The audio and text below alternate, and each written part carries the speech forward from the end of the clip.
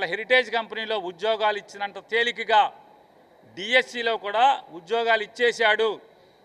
అందుకోసమే పరీక్ష అంటే చూడండి, ఎగ్జామ్ లేకుండా అంటే డిఎస్సి కానీ టెట్ కానీ ఎగ్జామ్ రాయకుండా స్పోర్ట్స్ కోటా కింద, ఆ స్పోర్ట్స్లో ఏంటి అంటే నేను మొన్నటిదాకా ఏమనుకున్నానంటే ప్యాకాట్ పెడితే ఎమ్మెల్యేలు ఒప్పుకోరనుకున్నాను.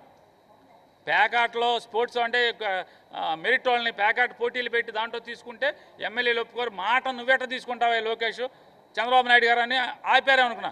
తీరా జీవో చూస్తే ఆ కొత్త జీవోలో 40వ ఆట బ్రిడ్జి ప్యాకాట, దాన్ని కూడా వదల్లా. ప్యాకాట్లో బాగా పోటీ ఫస్ట్ వచ్చినా కూడా టీచర్ ఉద్యోగంగా తీసుకున్నటువంటి పరిస్థితి. అంటే అదొక క్వాలిఫికేషన్. 40వ ఆట చూసుకోండి మీరు కావాలంటే. బి కేటగిరీలో 40వ ఆట బ్రిడ్జి. బ్రిడ్జ్ అంటే ఏంటి? పేక మొక్కలతో ఆడేటువంటి ఆట బ్రిడ్జి. దానిలో బాగా తర్ఫీదు, దాని నైపుణ్యం చూపించినా కూడా టీచర్ అయిపోవచ్చు. ఎంత పనోళ్ళండి మీరు అసలు. లోకేష్ గారు, మీ ప్రభుత్వం ఎంత పనోళ్ళు అంటే, నీకు నచ్చిన వాళ్ళకి ఉద్యోగం. ఎంత దుర్మార్గం అంటే ఊళ్ళో 2 ముఠాలు కక్షలు కట్టి వాళ్ళలో వాళ్ళు చంపుకుని, అంతకుముందు వాళ్ళ నాన్న నీళ్లు చంపుతారు, వీళ్ళ నాన్న నీళ్లు చంపుతారు. దాన్ని వైఎస్ఆర్ కాంగ్రెస్ పార్టీకి రుద్ది వాళ్ళ ఇంట్లో వాళ్ళకి ఉద్యోగాలు ఇచ్చాం, మేము మా వాళ్ళని చంపేస్తే ఉద్యోగాలు ఇచ్చాం. ఈ హెరిటేజ్లో ఎందుకు ఎవరు గవర్నమెంట్లో ఉద్యోగాలు ఇవ్వటం ఏంటి మీ పార్టీ వాళ్ళకి? మీకు చేతనైతే నిజంగా వైఎస్ఆర్ కాంగ్రెస్ పార్టీ వాళ్ళే ఆ మర్డర్ చేసి ఉంటే ఉరిశిక్ష వేయించండి.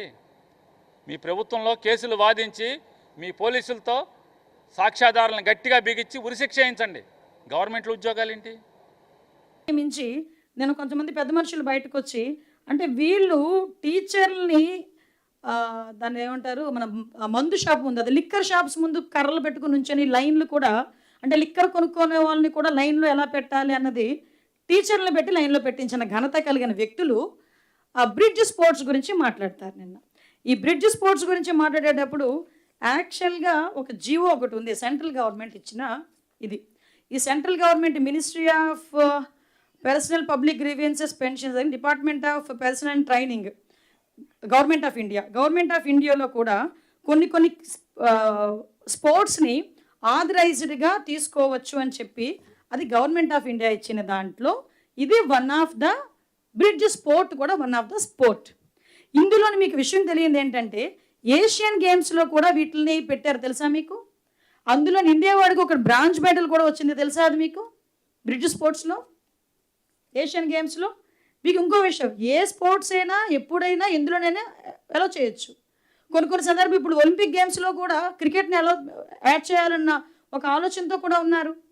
అంటే ఈరోజు ఎందుకు పెట్టారు, ఎందుకు చేయాలి, చాలామంది ఎక్స్పర్ట్స్ కూర్చొని చేసిన దాన్ని ఈరోజు ఇంప్లిమెంట్ చేయాలి. కాబట్టి ఈరోజు గవర్నమెంట్ ఇచ్చిన అథారిటేటివ్ లిస్ట్లో అది ఉంది.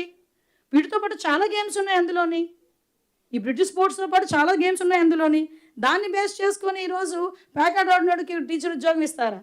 ప్యాకాట్ ఆడినోడికి టీచర్ ఉద్యోగం ఇచ్చామా లేదా అన్న తర్వాత క్వశ్చన్, టీచర్ ఉద్యోగం వచ్చినోడిని తీసుకెళ్ళి బ్రాందీ షాపుల ముందు నిలబెట్టావే, దాని గురించి ఎందుకు సమాధానం చెప్పట్లేదు వీళ్ళు? దాని గురించి సమాధానం చెప్పాలి కదా. ఇంకా టీచరే అవ్వలేదు, వాళ్ళ గురించి మేము మాట్లాడుతున్నాం. టీచర్ అయ్యి ఒక ప్రొఫెషనల్ ఉద్యోగంలో ఉండి ఒక దాని గౌరవప్రదమైన ప్రొఫెషన్లో ఉండి ఈరోజు వెళ్ళి బ్రాందీ షాపుల ముందు కూర్చోబెట్టి వాళ్ళ రాజకీయాల కింద ఉపయోగించుకునే పరిస్థితులు కనిపించలేదా? ఈరోజు చాలా క్లియర్గా మేము చెప్తున్నాం.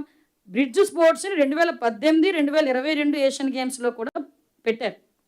అందులోనే ఇండియన్ టీము బ్రాంజ్ మెడల్ కూడా వచ్చింది. ఇప్పుడు ఇంటర్నేషనల్ ఒలింపిక్ అసోసియేషన్ వాళ్ళు వీళ్ళు కూడా కొన్ని మార్పులు చేర్పులు చేయడానికి కూడా చూస్తున్నారు. సో నేనేమంటానంటే ఇలా చూసుకుంటే మీరు అడిగిన ప్రతిదానికి మా దగ్గర సమాధానం ఉంది. కానీ ఈరోజు కేవలం ఒక రకమైన దురుద్దేశం. ఎలాంటి దురుద్దేశము? 5 సంవత్సరాలు మేమేమీ చేయలేకపోయాము, లాస్ట్ 60 రోజుల ముందు 6000 పోస్టులు తీస్తామని ఎందుకు పనికిరాని ఒక నోటిఫికేషన్ ఇచ్చి, కరెక్ట్గా ఎలక్షన్కి 60 రోజుల ముందండి నోటిఫికేషన్ ఇచ్చిందాన్ని, 6100 పోస్టులకి దేనికో ఇచ్చారు. ఇచ్చి మేమే చేసామని చెప్పి ఆ రోజు కూడా దాన్ని అడాప్ట్ చేసుకుందామని చూశారు. మీరు అబ్జర్వ్ చేశారో లేదు, ఆ రోజు వీళ్ళకి ఇవన్నీ కనిపించలేదు, చెప్పాలని ఆలోచన రాలే. సో నేనేమంటానంటే అది ఎందుకు పనికిరాని నోటిఫికేషన్ ఇచ్చి ఆ నోటిఫికేషన్ గురించి ఎవరైనా కోర్టుకు వెళ్తే ఈజీగా పోతుంది. కానీ దాన్ని అప్పుడు క్యాన్సిల్ చేసి గౌరవ్ లోకేష్ గారు ఏది కూడా తక్కువకి ఇవ్వలేదే, మళ్ళీ 16,000 పోస్టులు ఆ రోజు క్రియేట్ చేయడానికని చూసి ఈరోజు మా సూపర్ 6లో వన్ ఆఫ్ ద ప్రామిస్ అది. ఈరోజు చాలామంది డిఎస్సి యువత అభ్యర్థులందరూ చాలామంది గౌరవ లోకేష్ గారిని వచ్చి అడిగిన పరిస్థితి, ఉద్యోగ అవకాశాలు ఇవ్వాలనే నేపథ్యంలో మేము చేసిన పొజిషన్స్ అవి. సో కంపల్సరీగా మంచిగా చేయాలనే ఉద్దేశంతో ఆ రోజు మేము ట్రాన్స్పరెంట్గా ఎక్కడ ఒక చిన్నది కూడా మీకు తెలుసో లేదో, మీ తాలూకా వాళ్ళు ఎవరైనా అడిగారో లేదో చెప్పండి. ఏ రాజకీయ నాయకుల దగ్గరికి వచ్చి ఎవరు కూడా ఒక కానిస్టేబుల్ పోస్ట్ ఇప్పించండి అని కానీ, ఒక టీచర్ పోస్ట్ ఇప్పించండి అని కానీ ఎవరు కూడా రికమెండ్ చేయలేదు. చేసిన అవమాన సంగతి తెలుసు, ఎందుకంటే గవర్నమెంట్ అంత ట్రాన్స్పరెంట్గా